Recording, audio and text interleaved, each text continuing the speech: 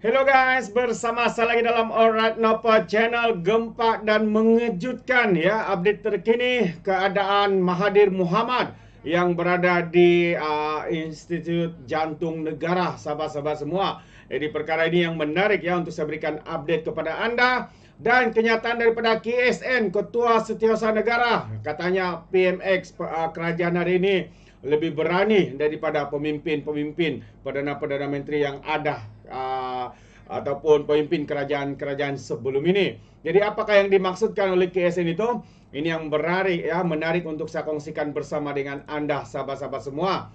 Yang pertama, Dr. Mahathir ia dimasukkan ke IJN kerana jangkitan. Itu antara update daripada juru cakap beliau. Jadi kalau kita lihat kenyataan media ini sahabat semua, bekas Perdana Menteri Mahathir Mohamad telah dimasukkan ke Institut Jantung Negara IJN untuk rawatan jangkitan yang dihadapinya.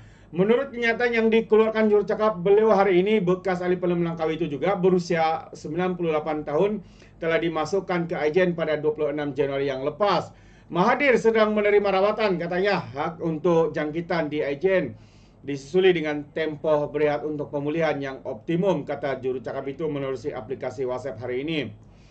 Terdahulu hari ini, pendengaran kes saman Mahathir terhadap Datuk Seri Dr. Ahmad Zahid Hamidi ya berkaitan dakwaan kenyataan fitnah mengenai isu Kuti yang ditetapkan hari ini ditangguh kepada 19 Julai depan. Sepatutnya hari ini ada perbicaraan ya saman fitnah dari Mahathir ini, tapi akhirnya tertangguh sahabat-sahabat semua karena alasan masuk hospital dan sebagainya. Jadi Pesuruhjaya Kehakiman Gan Tin Cheong membenarkan penangguhan itu selepas dipohon oleh Peguam Mahathir Mohamad Mior Nur Haidir Suhaimi yang menyatakan anak guam beliau kini sedang dirawat di IJN. IJN juga menghantar satu surat kepada mahkamah menyatakan bekas Perdana Menteri itu tidak dapat hadir ke mahkamah atas sebab kesihatan. Adakah ini satu alasan untuk melengahkan perbicaraan? Ya, saya pun tidak tahu sahabat semua. Itu satu persoalan yang menarik ya untuk kita fikirkan bersama. Apa pandangan anda sahabat-sahabat semua? Anda boleh berikan di dalam ruangan komen. Dan SSPA, Ketua Setiausaha Negara, menyifatkan pentadbiran Anwar sebagai berani. Itu antara kenyataan daripada Ketua Setiausaha Negara. Katanya pentadbiran Datuk Seri Anwar Ibrahim disifatkannya sebagai kerajaan yang berani kerana berupaya melaksanakan kajian sistem saraan perkhidmatan awam SSPA. Ketua Setiausaha Negara Tan Sri Muhammad Zulkifli Ali dalam satu program di Putrajaya pada Selasa berkata, isu penyelarasan gaji penjawat awam bukan perkara baharu dan sudah lama dibincangkan selain tiada kenaikan sejak hampir 12 tahun. Malah beliau bersama Ketua Pengarah Perkhidmatan Awam dan Ketua Setiausaha Perbendaharaan pada paginya berbincang dengan Perdana Menteri mengenai perkara itu dan apa yang dibawa kepada mesyuarat Jemaah Menteri. Ini menunjukkan kerajaan sentiasa prihatin beri keutamaan kepada kebajikan penjawat awam dan sebenarnya bukan perkara baharu. Kita dah lama bincang katanya. Jadi sebab itu saya lihat kerajaan yang ada hari ini paling berani melaksanakan perkara ini, katanya dipetik dalam program yang turut disertai Ketua Pengarah Perkhidmatan Awam Datuk Seri Wan Ahmad Dahlan Abdul Aziz, Peguam Negara Datuk Ahmad Teriuddin Muhammad Saleh dan Ketua Pesuruhjaya Suruhanjaya Pencegahan Rasuah Malaysia ISPRM Tan Sri Azam Baki.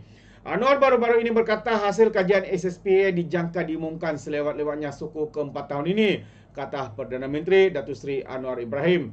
Dan beliau juga menambah sudah tiba masanya proses berkenan dipercepatkan bagi memberi manfaat kepada penjawat awam di seluruh negara. Sementara itu Muhammad Zulkifli berkata, Perdana Menteri turut menyatakan hasratnya yang mahukan reformasi dilakukan dalam perkhidmatan awam di dalam negara.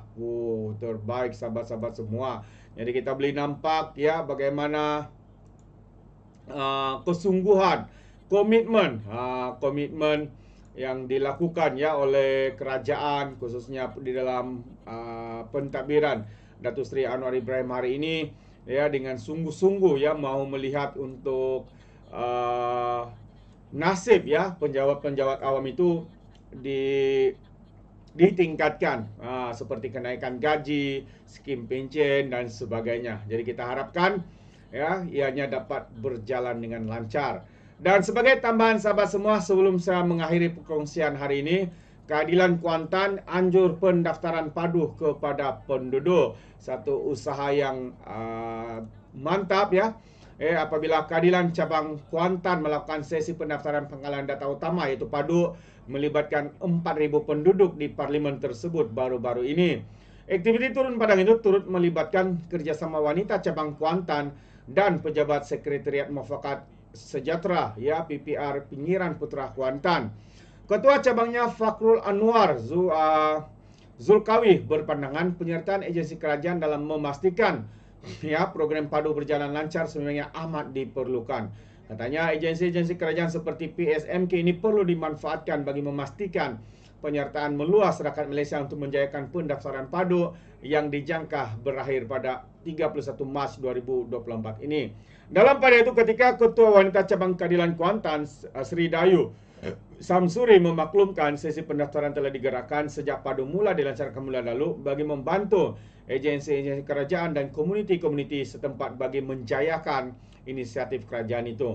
Jadi kelengkapan pendaftaran seperti laptop, desktop dan tablet telah dibekalkan oleh wanita cabang Kuantan kepada para sukarelawan bagi memudahkan urusan pendaftaran, ujarnya.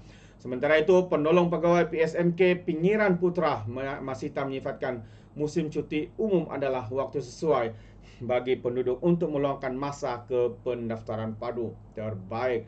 Satu usaha yang mantap ya daripada Keadilan cabang di Kuantan ini. Kita harapkan cabang-cabang yang lain juga ya boleh melakukan perkara yang sama. Kerana apa? Perkara ataupun isu padu ini ya adalah satu yang memberi manfaat lah khususnya kepada rakyat ya, sekiranya kerajaan ya mahu membuat dasar inisiatif, bantuan, subsidi dan sebagainya supaya subsidi ataupun bantuan-bantuan ini dapat disalurkan secara tepat kepada individu ataupun keluarga B40 khususnya miskin tegar disalurkan kepada mereka secara tepat. Jadi kita harapkan kesedaran kepada setiap rakyat Malaysia ya untuk mengupdate ya dalam biodata ataupun maklumat peribadi dalam sistem padu ini. Jadi terima kasih sahabat semua. Sampai di sini saja. Sekiranya anda mau berikan sebarang komen, anda boleh berikan komen pandangan anda dalam ruangan komen. Dan sehingga itu izinkan saya untuk mengundurkan diri. Dan seperti biasa, peribahasa mengatakan tapapun kangkap 2 tahun keinginan. Dalam bahasa Melayunya, tepuk dada, tanya selera. Sekian daripada Alright Nampak Channel. Kita berjumpa lagi. Bye-bye.